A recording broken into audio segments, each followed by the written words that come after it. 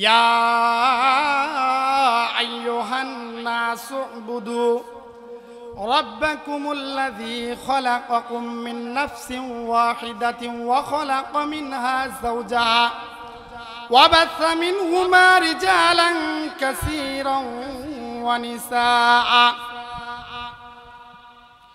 يا أيها الذين آمنوا حق تقاته ও দুনিয়ার ইমানদার বান্দা বান্দিরা, ও দুনিয়ার সমস্ত মানুষ, তোমাদের প্রতি আমি আল্লাহর এক নাম্বার ঘোষণা হচ্ছে, তোমরা দুনিয়াতে থাকা অবস্থায় আমি আল্লাহ তাআলাকে সবচেয়ে বেশি ভালোবাসবে, সবচেয়ে বেশি নিজেদের ঈমান নিজেদের কলবের মধ্যে বদ্ধমূল করে নেবে, সবচেয়ে বেশি জায়গা দিবে একমাত্র কেবলমাত্র আমি আল্লাহকে। হাক্কা তুকাতিহি, পরিপূর্ণভাবে ভয় করবে, তাকওয়া অর্জন করবে একমাত্র আমি আল্লাহর। আর সাথে সাথে জেনে রাখো, যদি তোমরা তাকওয়া অবলম্বন করতে না পারো, আমি আল্লাহ তোমাদেরকে এমন এক জিনিসের ভয় দেখাচ্ছি, যেই জিনিসের ভয় আমি তোমাদেরকে দিয়েছি, এই জিনিস সম্পর্কে তোমরা দুনিয়ার কোনো মানুষ অস্বীকার করতে পারো না। দুনিয়ায় মানুষ তো কত ধরনের আছে, ইহুদি, খ্রিস্টান, বৌদ্ধ, নাসারা, আরো বিভিন্ন দল মত, বিভিন্ন বর্ণের মানুষ আছে, কিন্তু সকল মানুষ একটি বিষয়ে ঐক্যবদ্ধ। তারা সকলেই একটি বিষয় নিজেদেরকে স্বীকার করে যে মৌত নামের বস্তু সকলের জন্য অনিবার্য, মৌত থেকে কেউ রক্ষা পাবে না। তাই আল্লাহ বলেন, ওয়ালা তামুতুন্না,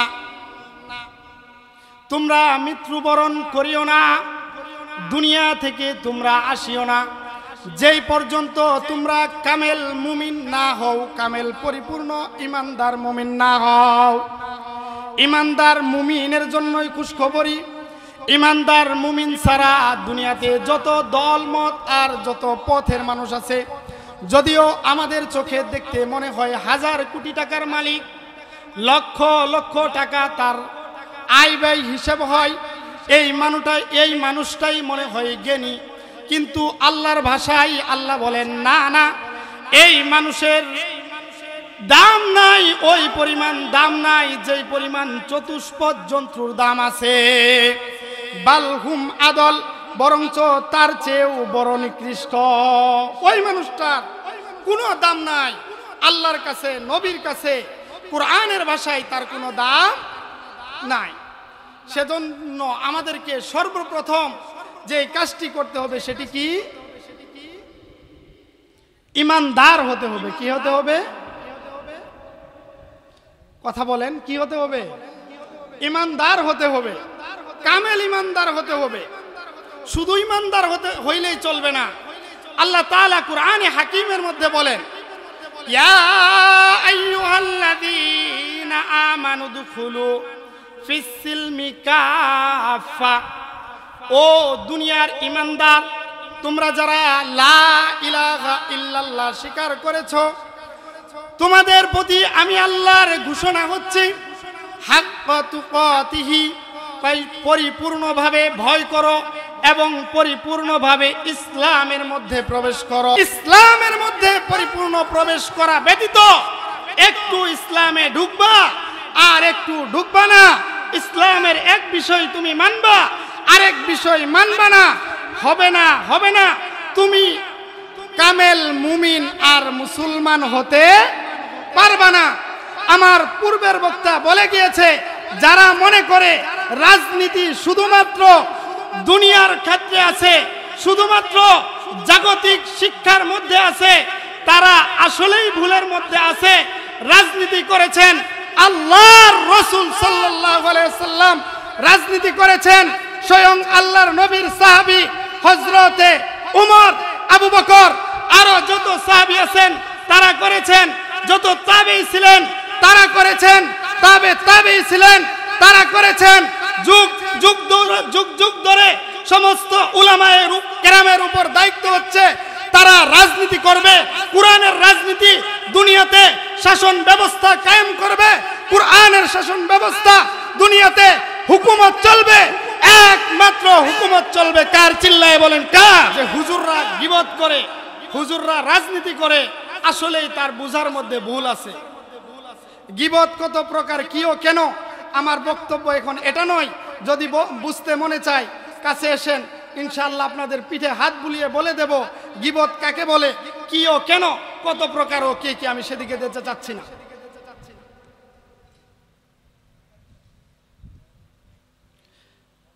আল্লাহ তাআলা আমাদেরকে বলেছেন পরিপূর্ণ মুমিন হতে হবে। একটু মুমিন হব আর একটু হব না, এই মুমিনের দাম আল্লাহর কাছে নাই। কেন নাই? আল্লাহর নবী সাল্লাল্লাহু আলাইহি ওয়াসাল্লাম হাদিসে কুদসির মধ্যে বলেন, আনা আগনা শুরাকাই আনিশ শিরকি মান আমিলা আমালান আশরাকা ফীহি মাই গায়রি।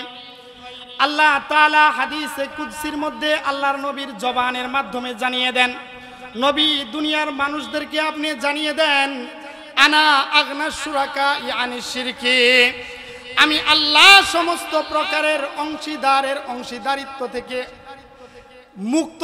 অংশীদারিত্ব আমি আল্লাহ পছন্দ করি না। যদি দুনিয়াতে কোনো ব্যক্তি কোনো কাজের মধ্যে, কোনো দলের মধ্যে, কোনো ফেলের মধ্যে, কোনো ইবাদতের মধ্যে আমি আল্লাহর সঙ্গে কাউকে শরীক করে, এই ব্যক্তিটাকে আপনি জানিয়ে দেন আনা আগনা শুরাকা, আমি আল্লাহ সমস্ত প্রকারের অংশীদারিত্ব থেকে, সমস্ত প্রকারের শরীকদার থেকে বেনিয়াজ মুকাফেকি। কাল কিয়ামতের ময়দানে ওই ব্যক্তি যখন আমি আল্লাহর কাছে এসে বলবে, আল্লাহ তোমার জন্য রোজা রেখেছিলাম, তোমার জন্য দান সদকা করেছিলাম, তোমার জন্য নামাজ পড়েছিলাম, আমি আল্লাহ বলবো না না না, তুমি যে রোজা রেখেছিলে, তুমি যে নামাজ পড়েছিলে, তুমি যে ইবাদত আর বন্দেগী করেছিলে, সেটি ছিল শিরক যুক্ত ইবাদত, সেটি ছিল মানব যুক্ত ইবাদত, মানুষকে দেখানোর জন্য ইবাদত। তাই আমি আল্লাহর ঘোষণা হচ্ছে, আমি তোমাকে কোনো বদলা দেব না। তুমি যাকে দেখানোর জন্য, যেই নেতাকে আর যেই দলকে খুশি করার জন্য তুমি দুনিয়াতে আমল করেছো, রাজনীতি করেছো, তুমি তোমার নিজের শাসন ব্যবস্থাকে, নিজের জীবনকে পরিচালিত করেছো, আজকে তুমি তার বদলা তার কাছেই চেয়ে নাও। বলেন না নাউজুবিল্লাহ? নাউজুবিল্লাহ বলতে মনে চায় না? আবার বলেন, আওয়াজ করে বলেন নাউজুবিল্লাহ। কিয়ামতের ময়দানে আল্লাহ ছাড়া বদলা দেওয়ার কোন ইলাহ থাকবে? থাকবে না। একমাত্র আল্লাহ তাআলাই আমাদেরকে বদলা দিবেন। আর আল্লাহ ঘোষণা দেন যে শিরক যুক্ত ইবাদত, মানব দেখানো ইবাদত, যে কাজ, এটা আমি আল্লাহর কাছে গ্রহণযোগ্য নয়। এছাড়া আল্লাহ তাআলা কোরআনে হাকিমের মধ্যে বলে যে মানব যদি আল্লাহর সঙ্গে শিরক না করে, শিরক ব্যতীত যত প্রকারের গুনাহ আছে, ইন্নাল্লাহা লা ইয়াগফিরু আন ইউশরাকা বিহি ওয়া ইয়াগফিরু মা দুনা যালিক, আল্লাহ তাআলা যাকে ইচ্ছা, যতটুকু ইচ্ছা তাকে তার ততটুকু গুনাহ সব মাফ করে দেবেন। কিন্তু আল্লাহ তাআলা শিরকের গুনাহ এটা কসম কালেও মাফ করবেন না।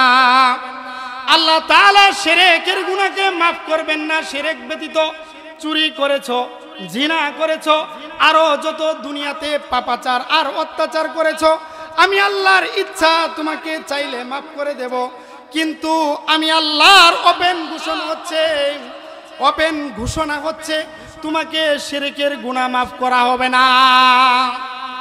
শিরকের গুনাহ আল্লাহ তাআলা কসম কালেও মাফ করবেন না। তাই যারা পরিপূর্ণ পিওর ঈমান না বানিয়ে, নিজের ঈমানের প্রতি খেয়াল নাই, রাজনীতি করে, অপরাজনীতি, মানব গঠিত রাজনীতি, তাদের চিন্তা ফিকির করা দরকার। আল্লাহ কুরআনে হাকিমের মধ্যে বলেন, ইনিল হুকমু ইল্লা লিল্লাহ, দুনিয়াতে হুকুমত চলবে, রাজত্ব চলবে আল্লাহর। আল্লাহ ব্যতীত অন্য কারোর রাজত্ব আর হুকুমত চলবে না। যদি কেউ আল্লাহর হুকুমত ব্যতীত, যদি কেউ আল্লাহর আইন ব্যতীত নিজেদের আইন প্রণয়ন করে, মানব রচিত আইন প্রণয়ন করে, আর এটার মধ্যে তার সমর্থন থাকে, সে বিভিন্ন মাধ্যমে, তার মৌন সমর্থনের মাধ্যমে, তার বুড়ের সমর্থনের মাধ্যমে, যে কোনোভাবে সে যদি সমর্থন করে, তাহলে আল্লাহ তাআলার হুকুমত সে বাস্তবায়ন করতে চাইল না। তাই আমরা বলবো, আমরা সকলেই একমাত্র চাইবো আল্লাহর হুকুমত দুনিয়াতে প্রতিষ্ঠিত হোক, আল্লাহর আইন দুনিয়াতে চলুক। এছাড়া আমরা অন্য কোনো আইন দুনিয়াতে চাই না। আল্লাহর আইন ব্যতীত দুনিয়াতে কোনো আইন চলতে পারে না। কারণ আল্লাহ তাআলা আমাদেরকে সৃষ্টি করেছেন, এই দুনিয়ার আলো বাতাস সব কিছু আল্লাহ দিয়েছেন। আল্লাহ কুরআনে হাকিমের মধ্যে বলেন, সুম্মা ইউমীতুকুম সুম্মা ইউহয়ীকুম সুম্মা ইলাইহি তুরজাউন। দুনিয়ার মানুষ, দুনিয়ায় তোমার কোনো অস্তিত্ব ছিল না। দুনিয়ার মানুষ তোমার নাম জানতো না, তুমি কার সন্তান এটাও মানুষ জানতো না। তুমি আব্দুর রহমানের ছেলে আব্দুস সামাদ, দুনিয়াতে তোমার নাম পদবী আর দুনিয়াতে তোমার যশ খ্যাতি হবে, এটাও দুনিয়ার মানুষ জানতো না। দুনিয়ায় তোমার কোনো অস্তিত্ব ছিল না। সুম্মা ইউমীতুকুম, তুমি ছিলে মৃত, আমি আল্লাহ সেই মৃত থেকে তোমাকে জীবিত করেছি।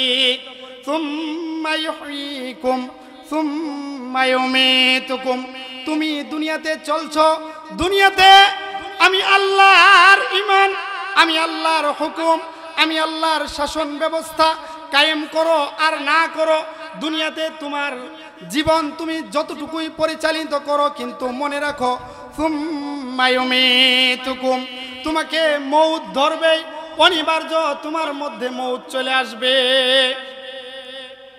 মউত তোমাকে গ্রাস করবে আর তুমি মৃত হয়ে যাবে। দুনিয়াতে তোমার কোনো মূল্য থাকবে না।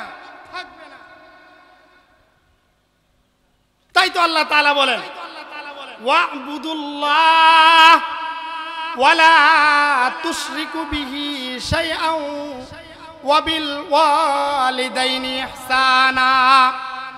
দুনিয়ার মানুষ ইবাদত যদি করতে হয়, ভালো যদি বাসতে হয়, তাহলে একমাত্র কেবলমাত্র আমি আল্লাহর ইবাদত করো, ভালোবাসো আমি আল্লাহকে। ওয়া'বুদুল্লাহ ওয়ালা তুশরিকু বিহি শাইআ, আমি আল্লাহর সাথে কাউকে শরীক করিও না।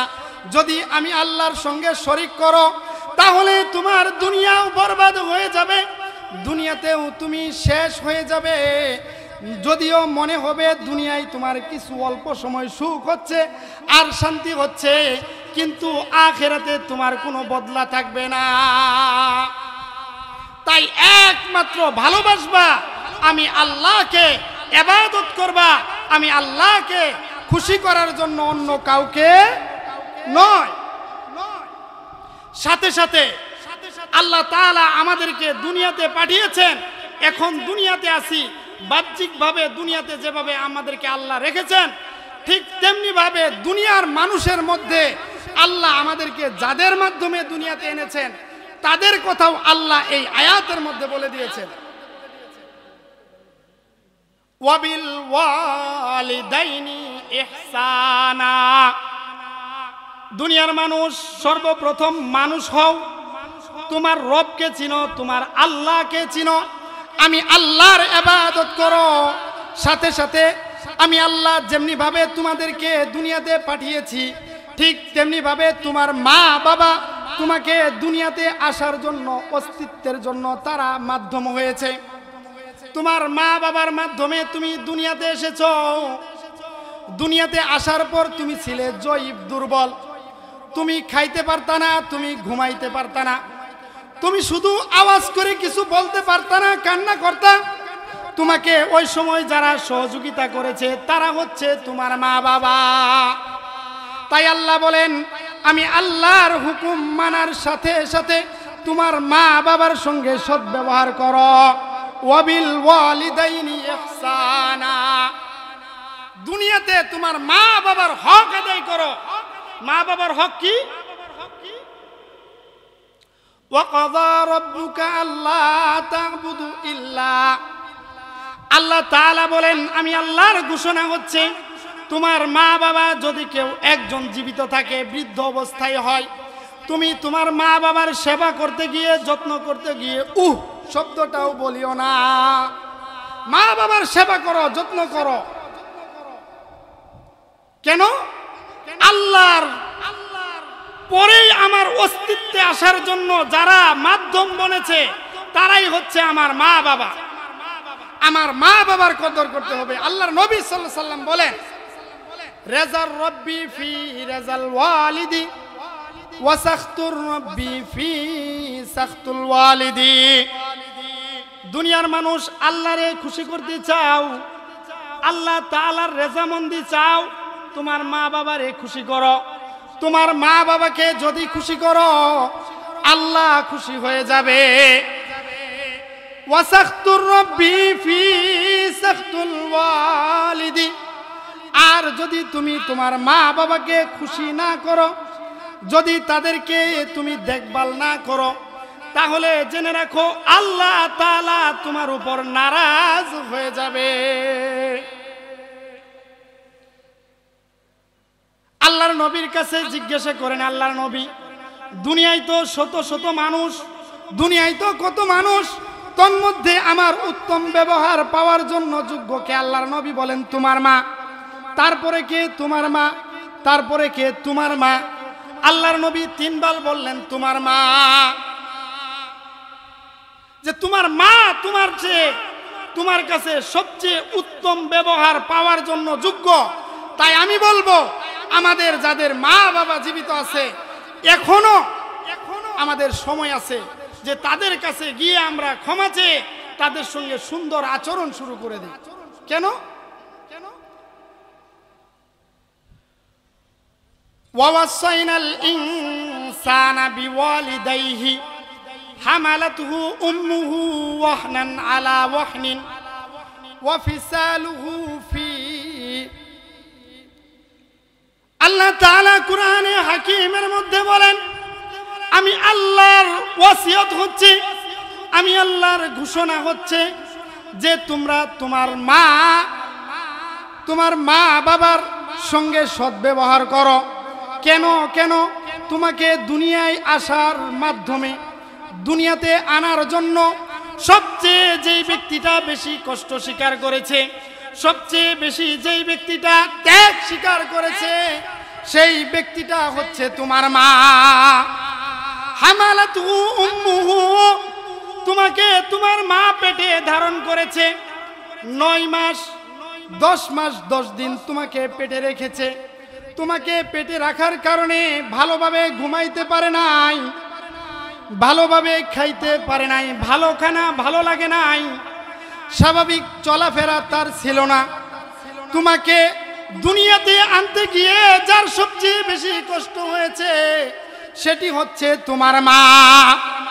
দুনিয়ার সমস্ত ডাক্তাররা ঐক্যমত পোষণ করে মায়ের প্রসব বেদনার সময় যে কষ্ট হয়, এই কষ্ট অন্য কোনো ব্যথার সময় হয় না। আর এই কষ্ট করেছে তোমাকে দুনিয়াতে আনার জন্য তোমার মা। তোমাকে তোমার মা দুনিয়াতে আনার জন্য, যখন তুমি তোমার মায়ের পেটে ছিলে, তোমাকে দুনিয়াতে আনার জন্য তোমার মা পাড়াপড়শির কাছে বিদায় নিয়ে নিয়েছে। আমাকে বিদায় দিয়ে দেন, এই যাত্রায় আমি আর নাও ফিরে আসতে পারি। এই যে সন্তান আমার গর্ভ থেকে দুনিয়াতে আসবে, এই সন্তানকে দুনিয়ার মুখ দেখাতে গিয়ে আমি দুনিয়ায় আর বেঁচে নাও থাকতে পারি। আমার এই যাত্রায় মনে হয় শেষ যাত্রা। এই যে কষ্ট স্বীকার করেছে সেটি করেছে একমাত্র আমার মা। তাই আল্লাহ কুরআনে হাকিমের মধ্যে বলেন, ওয়াসাইনাল ইনসান, আল্লাহ ডাক দিয়ে বলেন, দুনিয়ার বৌদ্ধ, দুনিয়ার খ্রিস্টান, দুনিয়ার নাসারা, তোরা আমি আল্লাহকে মানস না, আমি আল্লাহর হুকুমত তোরা চাস না, অসুবিধা নাই, তোরা না চা। কিন্তু তারপরেও তোরা যে দুনিয়ায় যার মাধ্যমে দুনিয়াতে এসেছো, তোমরা যাদের মাধ্যমে এসেছো সে যদি তোমার মা ইহুদিও হয়, খ্রিস্টানও হয়, নাসারাও হয়, আর তোমার যদি মুসলমানের মধ্যে হয়, তাহলে তো কথাই নাই, নূরুন আলা নূর। তোমার মায়ের সঙ্গে সদ্ব্যবহার করো। ওয়াসাইনাল ইনসান, আল্লাহ ইনসান মানব জাতিকে ডাক দিয়ে বলে, মানব জাতি তোমার মা বাবাকে তুমি সদ্ব্যবহার করো, তাদের সঙ্গে সদয় হও। মা বাবাকে ডিভাইডেড করে, মা বাবার সঙ্গে অন্যায় আচরণ করে আল্লাহকে খুশি করা, ইমানের মধ্যে পুক্তাকি আনা, ইমানের মধ্যে মজবুতি আসা পশ্চিম কালেও কাবা ঘরের ইমাম হয়েও সম্ভব নয়। শরীয়ত সম্মত কারণে যদি মা বাবাকে কষ্ট দেওয়া হয়, আর আমাদের সমাজে এতটাই অথর্ব অবদার্থ সন্তান জন্ম নিচ্ছে, যাদের মাধ্যমে আজকের সমাজ কুলসিত হচ্ছে, যাদের মাধ্যমে আজকের সমাজের পাড়া প্রতিবেশী তো আতঙ্কে থাকে, খুদ মা বাবা পর্যন্ত আতঙ্কে থাকে যে কোন সময় আমার সন্তান আমার উপর চড়াও হয় আর আমাকে দুনিয়া থেকে বিদায় করে দেয়। মা বাবারা আতঙ্কে থাকে। সন্তান বড় হইলে মা বাবার জন্য সুখ হওয়ার কথা, আর আমাদের সমাজে কিছুদিন আগেও শুনলেন সন্তানের কাছে অ্যান্ড্রয়েড ফোন বাবা কেড়ে নিয়েছে, যে বাবা এই ফোন চালিও না, তোমার ক্ষতি হবে। এই সন্তান রাগ করে এই রমজানের মধ্যে বাবাকে খুন করে ফেলেছে। বলেন না নাউজুবিল্লাহ। এই অথর্ব সন্তান আমাদের কারণে দুনিয়াতে আসছে। কেন? আমরা শুধু মনে করি মা বাবার হক, মা বাবার সন্তানের উপর, মা বাবার উপরও যে সন্তানের হক আছে, এই কথাটা অধিকাংশ মুরব্বীরা, অধিকাংশ আমরা যারা মা বাবা হয়েছি তারা মানতে রাজি নয়।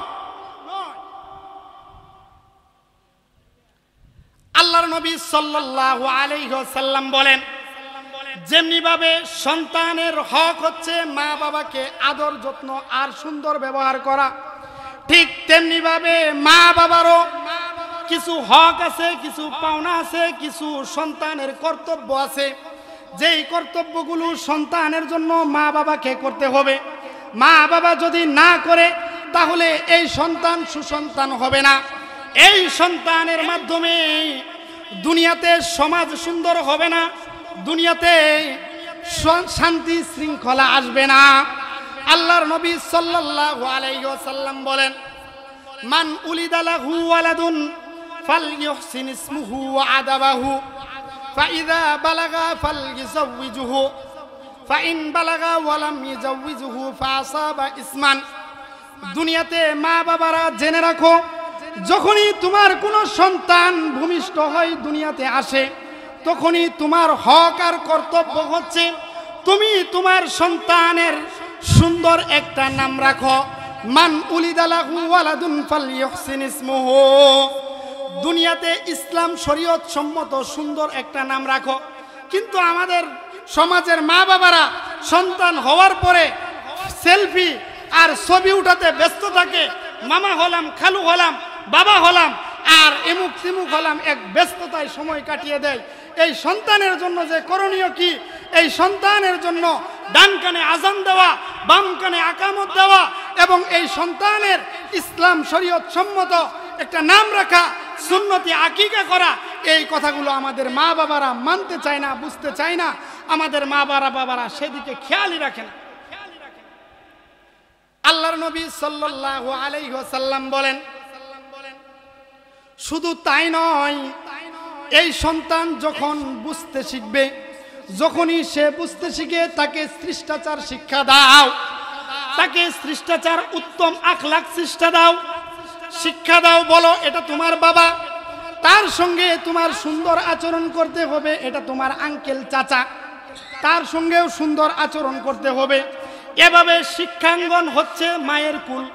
মায়ের কুলের মধ্যেই শিক্ষা শুরু করে দিতে হবে। আল্লাহর নবী সাল্লাল্লাহু আলাইহি ওয়াসাল্লাম বলেন, ওয়া আদাবাহু, তাদেরকে শিষ্টাচার শিক্ষা দাও। এভাবে তাকে উত্তম কিশোর বানাও। আর যখন এই সন্তান বালেগ হয়, পরিণত বয়সে পৌঁছে, তখন তাকে তোমরা বিবাহ শাদী হালাল পরিণয়ের ব্যবস্থা করে দাও। ফাইদা বালাগা ফালইজাউযুহু, যখন সে বালেগ হয় তখন তাকে তোমরা বিবাহ করিয়ে দাও। সুন্দর একটি দিনদার পাত্রী দেখে বিবাহ করিয়ে দাও। আমার আগের বক্তা বলেছে, আমি সেদিকে যাইতে চাইতেছি না। আমাদের মা বাবারা চলে যায় অন্যদিকে, টাকা কত আগে বলেন, বংশ কি দেখতে আল্লাহ রসুল নিষেধ করে নাই, দেখতে তো হবেই, কিন্তু সর্বাগ্যে রাখতে হবে দ্বীন ইসলামকে, শরীয়তকে। আল্লাহর নবী সাল্লাল্লাহু আলাইহি ওয়াসাল্লাম বলেন, তোমার সন্তান বালেগ হয়েছে, তাকে তুমি অপকর্ম করার সুযোগ দিও না। যদি তোমার গাফিলতির কারণে তোমার সন্তান কোনো হারাম রিলেশনশিপে, হারাম সম্পর্কে আটকে যায়, তুমি বিবাহ শাদী না দাও, তাহলে শুনে রাখো, ফাইদা বালাগা ফালইজাউযুহু ফাইন বালাগা ওয়ালাম ইজাউযুহু ফাসাবা ইসমান। আর সে যদি কোনো গুনাহ করে, এই গুনাহ শুধু সন্তান করে মনে করিও না, এই গুনার এক একটা গুনার বদলা তোমার আমল নামায় চলে যাবে। বাবা মা, তোমার আমল নামায় চলে যাবে। আমাদের সমাজের অনেক মা বাবারা কিয়ামতের ময়দানে টাস্কি খেয়ে যাবে। হাই হাই, জীবনে কোনোদিন বাটম ফোন চালিয়ে দেখলাম না, এখানে দেখি ইমো, হোয়াটসঅ্যাপ আর ভিডিও কলের গুনাহ, আর বিভিন্ন ধরনের অশ্লীলতা আর মেসেঞ্জারের গুনাহ। এই গুনাহ তো আমি জীবনে করিই নাই।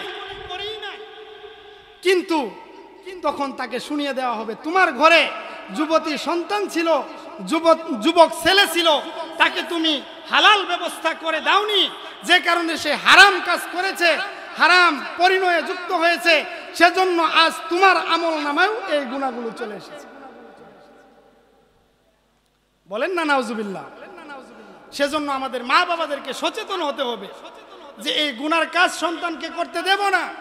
পরিণত বয়সে পৌঁছেছে, তাকে আমরা বিবাহ করিয়ে দেব ইনশাআল্লাহ।